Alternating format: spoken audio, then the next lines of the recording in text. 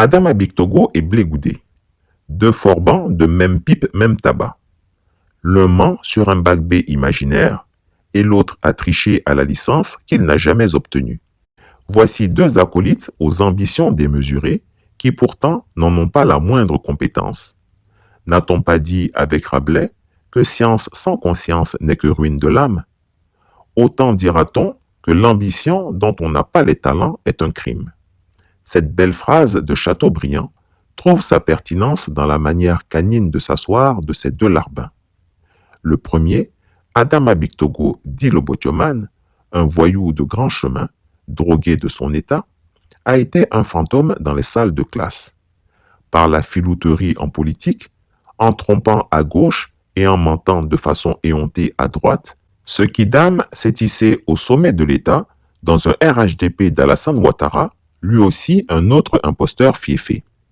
Et c'est ainsi que le Botioman va gravir les échelons au sommet de la pyramide pour devenir président de l'Assemblée nationale d'une Côte d'Ivoire capturée par le clan mafieux du dictateur des Lagunes.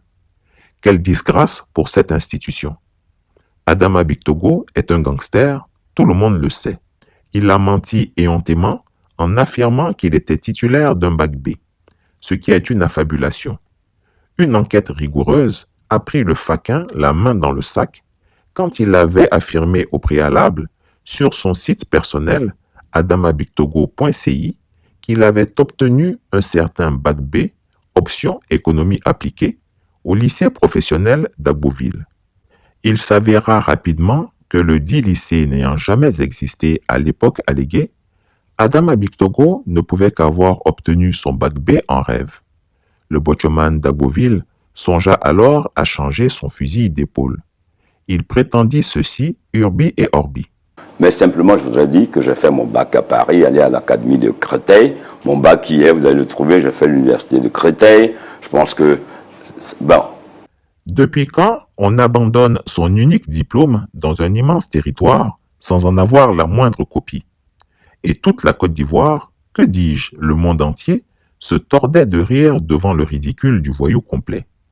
Ni en Côte d'Ivoire, ni à l'Académie de Créteil, ni sur toute la Terre et même dans tout le système solaire, voire l'univers, nul n'a vu le début de l'ombre du fameux bac imaginaire d'Adama Bictogo, dit le Botioman. La raison est toute simple, ce parvenu ne l'a jamais obtenu. Pendant longtemps, on demanda à Adama Bictogo de nous montrer son diplôme, mais jusqu'à présent, point de bac B. Motus et bouche cousue. Le Botioman menace de se faire hospitaliser si l'on continue cette exigence.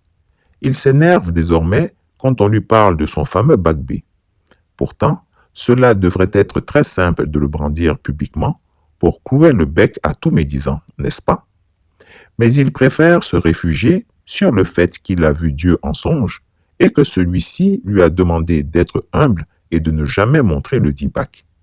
Voici donc ce brigand qui veut devenir président de Côte d'Ivoire. Si ce n'est pas qu'il est atteint d'une pathologie incroyable, un tel mec, après avoir menti, aurait-il eu le courage de paraître en public?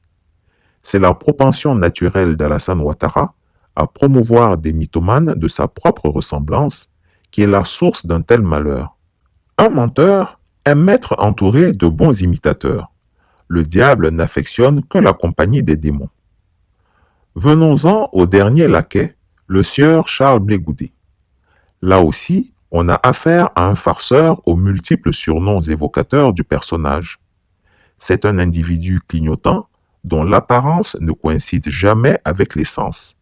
Un funambule total. Tantôt appelé Blé la machette, car plus habile à son maniement qu'au maniement des neurones de son cerveau. Tantôt Blé le crabe aux multiples trous, Blé le proverbier, Blé le second cuisinier, Zadig Bapé, le génie de Pau, l'homme au matelas, article 125, etc. On se perd dans la diversité de ces sobriquets, tant l'homme est fourbe et adepte du reniement spontané de soi-même. Il faut savoir que le simplet est un trublion réfractaire à toute forme d'apprentissage. Né supposément en 1972, il ne se présentera à la licence qu'en 2001, soit à 29 ans révolus. La dureté d'entendement de l'homme est légendaire. Son cerveau azimuté ne saurait comprendre les théories complexes. Quelle prouesse! Et malgré cela, l'homme va recourir à la tricherie. La supercherie sera découverte. Son diplôme sera annulé et l'enseignant complice du forfait sera sanctionné. Honnêtement, un tel homme, auteur de cette monstruosité, devrait-il continuer d'apparaître en public? Aucun homme vertueux ne l'oserait, et Blaine ne l'est pas.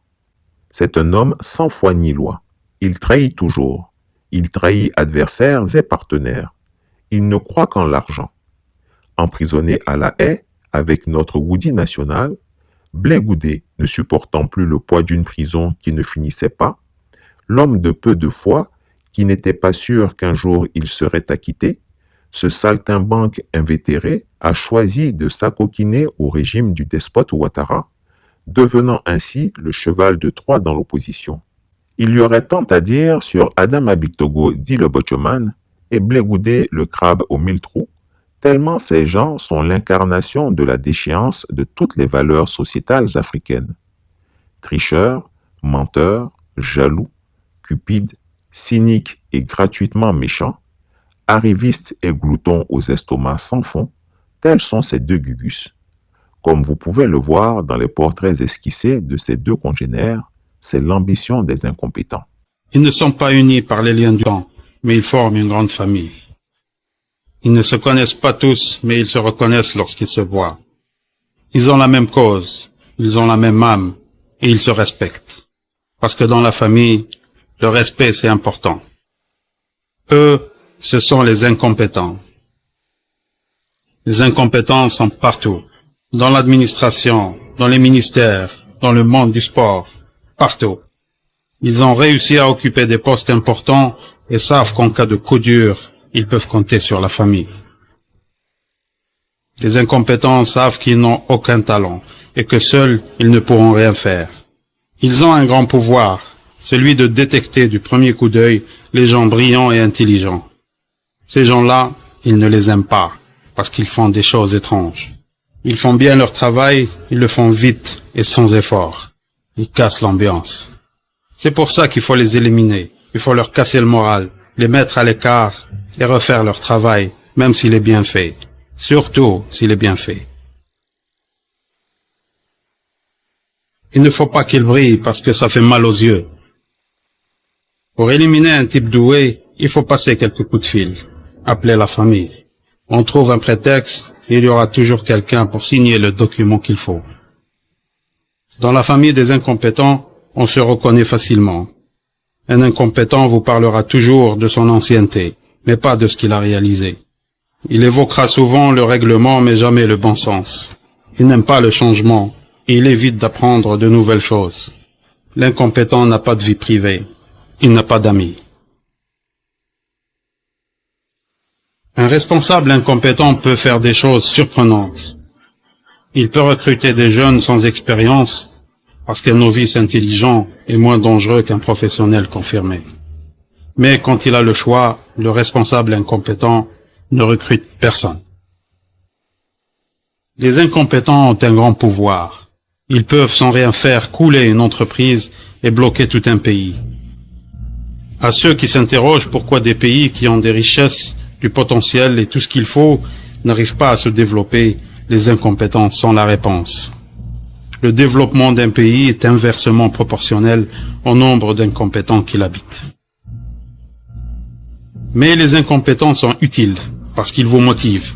Ils vous poussent à les défier, à vous surpasser et à aller encore plus loin. Ils font partie du mécanisme de sélection naturelle qui fait émerger les meilleurs d'entre nous. Aux incompétents, nous disons merci. Et ne soyez pas tristes. Parce que vous, au moins, vous pouvez toujours compter sur la famille. Tous deux sont des menteurs et des tricheurs invétérés. Quelqu'un qui a triché à la licence dès son jeune âge, que peut-il apporter à la Côte d'Ivoire?